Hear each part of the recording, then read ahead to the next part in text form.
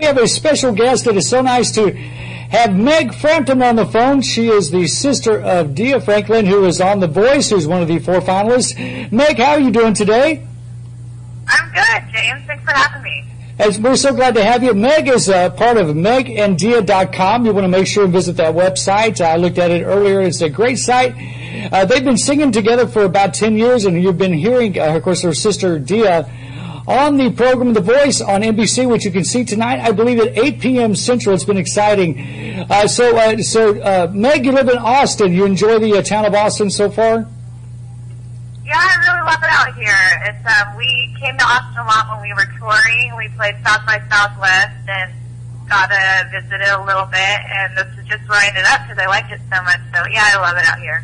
Yeah, so let me ask you one question that probably you get asked a lot. Of course, your name is Meg Frampton, and I imagine all the time folks are trying to associate you with Peter Frampton. How do you get that asked probably like every day pretty much? So, you know, it used to kind of annoy me because people would say, "Are you related?" And then I would say, "No," and I feel kind of bad because I wasn't related to this huge rock star, but now it actually works in my favor because sometimes people can't understand me on the phone when I'm making a dentist appointment or something, so then I just say, you know, Frampton, like Peter Frampton, and then they say, oh, and then I don't have to spell it out. So. Well, the amazing thing now is because of the popularity of The Voice, which I've been watching quite a bit, maybe just on your own name with your sister, you guys together, it'll help you get those special seats at tables and stuff like that when you go out to eat and stuff.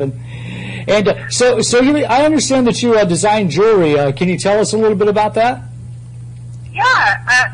Well, since we're usually on the road touring with Meg Dia, but since she got this opportunity to be on The Voice, we put all of our touring plans on hold. So I've had all this extra time, and I didn't have any way to have a creative outlet, and I was just kind of sitting at home, and I hate that feeling. So I started designing jewelry, and I've had no previous experience designing jewelry. I just kind of jumped into it one day. I started designing robots, and I put them online up at the Etsy store and for Meg Dia fans, and they really liked them, and I thought it was going to be a hobby, but it kept growing and growing, and every month there was more interest, and especially this month with Dia being on The Voice, Dia actually gave a cowboy robot that I made for Blake. I designed specifically for Blake Shelton, and I designed one for his wife, Miranda, with little pink boots and a pink cowboy hat, and so that brought a lot of attention to my website, and Dia has, I don't know, she gets like 20,000 new Twitter followers a day right now, so she helps me out. She tweets about my blog, and I think everybody likes to connect with me through my jewelry, because they had known about Meg Dia before and the band's music. So I get to make this really special connection with fans, like talking to them about their orders and what they'd like to do. And so it's been really fun. I really, really enjoy it. It's amazing. My daughter, when I saw the word robot, my daughter wants to design robots. She's going to engineering school in UT coming up in the fall. And let me ask you, so maybe you'll run into her sometime. She'll have a bike. Well, I think everybody in Austin has a bike. So she wants to design robots. So it's fascinating. One of my favorite characters, let me see if you know this, on TV is the sidekick gay robot on Craig Ferguson. I don't know if you've ever seen him before.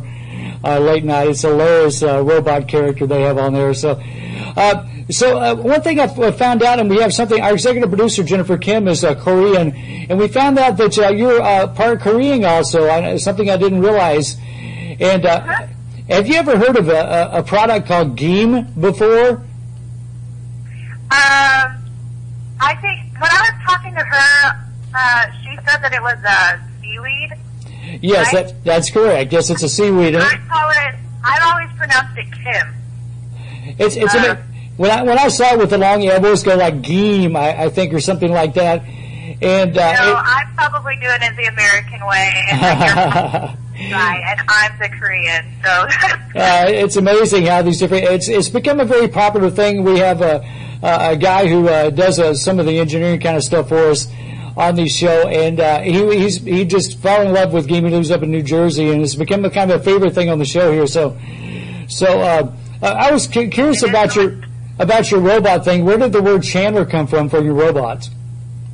I started watching Friends on Tour, the TV series. Okay, yes. I loved it, and I watched it like first episode to the last episode. So a lot of my robots are named after Friends characters. So Chandler is my favorite character from Friends. One of my favorite favorite shows of all time. I always like the episodes that involve the monkey. I have this kind of phobia of monkeys, and the movie, for some reason, I'm fascinated with them on top of it. So what a great show. Well, I guess, we talked about, of course, I remind everybody this is Meg Frampton. You can go to her website, megdia.com, and see some fabulous things, including her Chandler the Robot jewelry and such. Let's ask about your sister a little bit. Have you visited her since she's been a finalist on The Voice yet? I have, actually. I went out for the first blind audition, and then I've flown out for 2 other shows since then. And then, I've been so busy with my business, I wasn't able to come to every single showing, because, it's every Tuesday, and I just couldn't make it out there that often. So we've had the opportunity to send our other band members out. So our bass player and our lead guitarist flew out for 1 episode, and currently for this last showing and the final announcement of who wins The Voice, our drummer flew out to support her. So the band has all been really involved in watching what's going on. So yeah, I've been out there. I've been out there with all the craziness, met Carson Daly. Yes. Been right next to Christina Aguilera. Seeing all the other contestants who are all really, really sweet. As much as they are competitive, I really like how they treat each other. That really impressed me. I've really been impressed with The Voice versus, I'm not trying to compare it to other similar type shows, singing shows and stuff, but I've really found that the quality of the voices and the folks that they're getting on that show, especially as they got to the last, I would say the last 8, is I think all these 8 are going to go on to do something really special in their lives musically. And they're just really great characters. I enjoyed your sister especially. She's just always got that smile on her face and very happy. I enjoyed seeing her sing Honeybee with Blake Shelton. Was kind of a highlight for me watching. And I'm not a country music fan on top of it, so I love seeing that. Your band, so you've been singing with your sister for about 10 years. I guess obviously there's a lot of turmoil right now with the show. It kind of changes, but y'all see yourself going back on tour and stuff here pretty soon. So. Well, that's kind of been the big question that's up in the air, and I've had all sorts of different emotions about it. It's really hard to try to predict what's going to happen or try to see what's going on. Like, at first, when she first got on the show, there was, 60 other people, so we didn't really, we thought she was a great singer and everything, but honestly, we were kind of surprised when she went to the top 4, so we had just put our tour on hold, and we're expecting to go back out in a couple weeks. But she kept on advancing, and now it's looking like maybe the whole Meg Dia band is going to be possibly reformatted. Okay, yeah. I try to get answers out of our manager all the time, and all he can tell me is, I don't know, I don't know what's going to happen, but all we know is whatever happens, even now, our band has never had so many new followers, never received so much attention, so it's been a really good thing. A lot of people will write us on Facebook and say, I saw your sister, or I saw Dia on The Voice, and it showed me your music. Thank you so much for, letting me find out about Meg Dia, and they never would have been exposed to it that way, so.